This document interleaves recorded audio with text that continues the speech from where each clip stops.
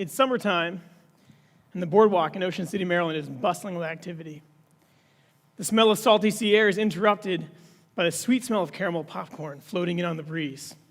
Behind the counter of Fisher's Popcorn, dozens of teens race to fill bags, boxes, and bins with freshly made caramel popcorn. Using their cash register only to log the items they've sold, they make change in their heads with the same accuracy and speed of the machine. A voice calls out from the back, "Coming out!" And everybody clears a path to the front case so a gentleman can carry a very hot and very heavy copper kettle filled with his latest batch to add to the mix. I'm 15 years old, working at my first job ever. How cool is this? I get to go to the beach every day on purpose. I'm supposed to be there. I'm hanging out with friends, I'm making new friends every day, and I'm making a pretty good paycheck on top of that. My first paycheck has already gone to a brand new pair of real Doc Martens. My next few paychecks are earmarked for my first bass guitar. What I couldn't ever think of at the time and didn't realize until just recently was the lesson I learned in 3 years at Fisher's Popcorn was one of being intentional about your company's culture. Now, the Fishers would have never told you that they were intentional about their company's culture. They would have just told you that's the way we do things. They use good old-fashioned family values. They teach lessons on efficiency, on teamwork, on safety, on communication. They've been doing it that way since 1937. So I'd say that my 3 years working at Fisher's Popcorn was more than instrumental in landing me the career I have now as the Culture Evangelist with Zappos Insights. So is there anybody here who has not heard of Zappos? Wow, there's normally one. I'll give you a moment now while I mention Zappos too. You can check out the shoes. People always want to see what I'm wearing, but we are known for our shoes, our clothing, our accessories that we sell on a website, but almost more than that, we're known for our focus on customer service. We're known for our focus and drive on our culture. As the Culture Evangelist, I get to travel around the world and speak to businesses, both small and new and big and old, about why it's important to be intentional about your culture, to know your values, and find your success, no matter what that success looks like. Now, not all of my experiences have been great, like Fisher's or Zappos. My second job was at a gas station. Now, this was also a small family-run business, and the owner would have told you that he was using good old-fashioned family values to drive his decisions. But the experience for me was extremely different. I worked alone on the overnight graveyard shift. I had a few customers that would come in, I had some menial tasks, occasionally a friend would hang out with me, and I had the radio to keep me busy. So it was okay as far as jobs go. There's nothing to write home about. It got worse one night when I was doing my drawer count and found that I was missing $400. Now, I knew that I wasn't going to steal from the company. I hadn't taken $400, but I couldn't prove that I hadn't. The store owner couldn't prove that I had, and he had nobody else to cover the hours, so he didn't fire me or press charges. Thanks. I worked in misery for about a month. And when it finally came to light that a store owner's friend who had visited the store that night went behind the counter and helped himself to the safe, I was offered a very small apology. But I was also now free to go. There was no sense of security, no sense of teamwork, never a celebration of a job well done. I feel that experience was equally as important in me becoming who I am today. When you have those ups and downs, the downs are just as important to learn and grow from as the ups. So now I've got the best job in the world. I get to inspire companies to look at their people and their values. And I bet if you think for just a moment, you can come up with one of those groups. You've worked in an organization or a group that left you feeling the same way. But first, you're going to think about a group that left you thinking and feeling the other way. So I want you to take a moment, and I want you to think about a group that left you sad, scared, or stressed. And don't think too hard about it, because it's probably going to come right up to you. But go ahead and just think about that experience. All right, so they're never ever going to invite me back because I just made the whole room depressed, right? There's a lot to learn from those experiences, and you might not think about it until it comes up as a learning example. So let's take a walk on the smile side. I want you to think about a group or an experience, a company you've worked for that left you really happy. So for me, that would be obviously my first job experience and my family that I have at the Zappos family. But go ahead and think positively. Was it easier to come up with a difficult situation, a bad situation, or a good situation? It's probably about even, wasn't it?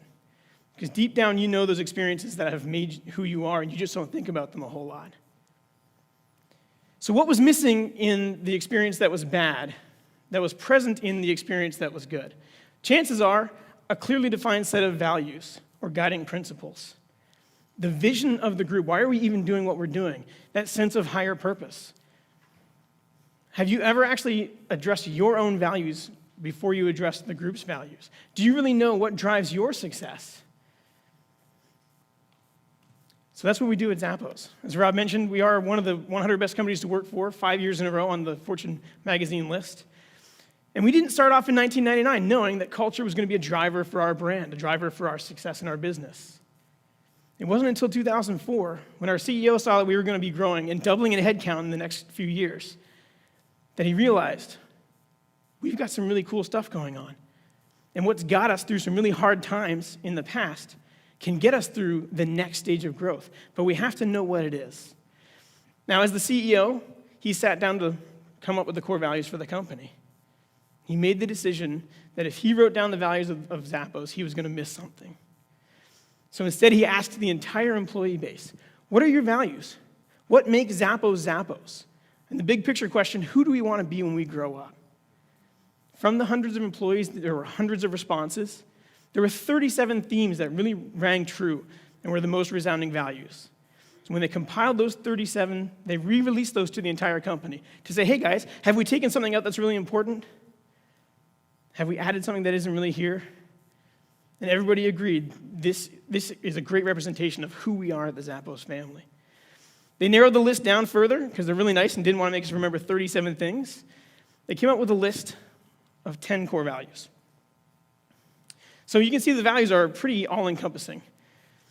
They're not just focused on driving the business. We do have pursue growth and learning and do more with less. They're not just focused on our customer service aspect. We do have deliver wow through service.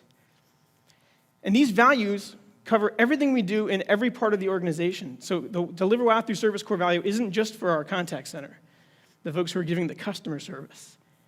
We view every interaction as a possibility to make a really great wow experience. We have a fun and a little weirdness. So Blair was talking about gaming and making things into a game.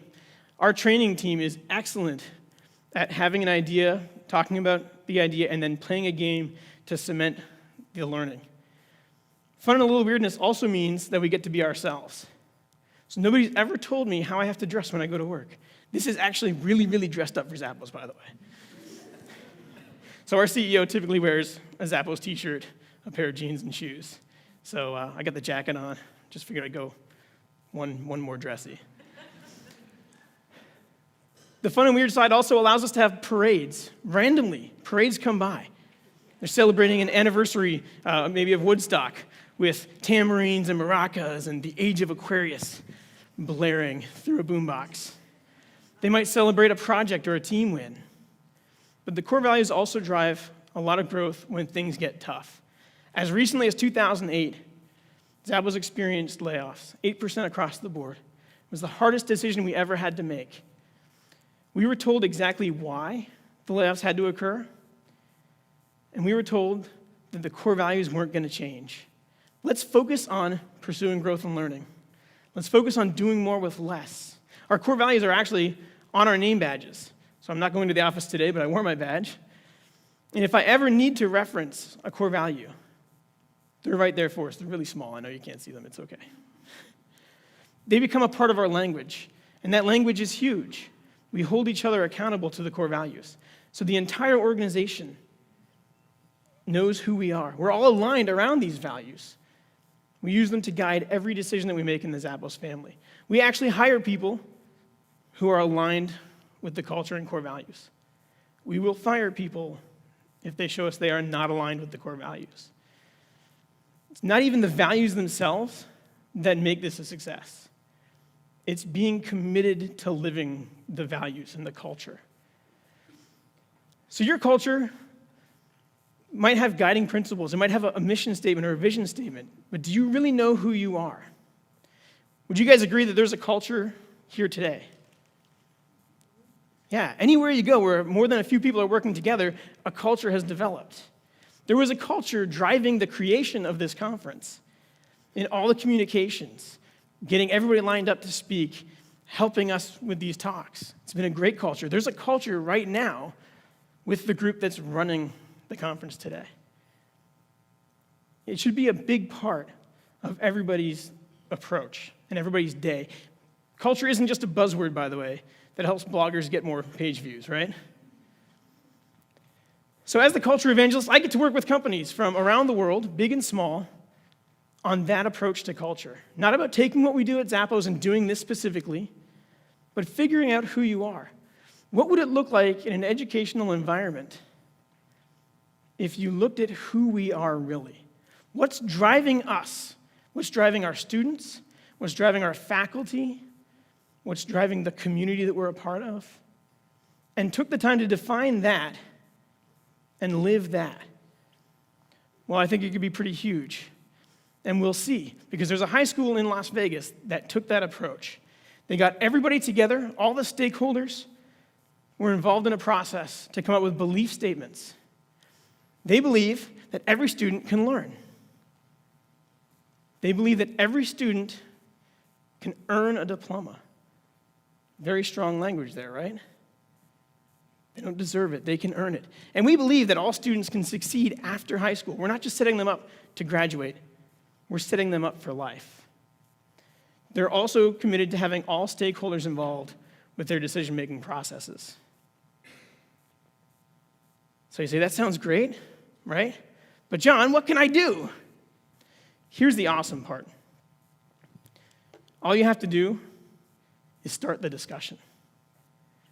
Get the people in your community, in your team, in your organization involved, and take those steps. It doesn't have to be 10 core values. It doesn't have to be 3 belief statements. Figure out who you are and what's driving your success. You might want to start by figuring out who you are personally, so you can then help with the group. But start the discussion. Define it, commit to living it, and then everybody truly can be better together. Thank you.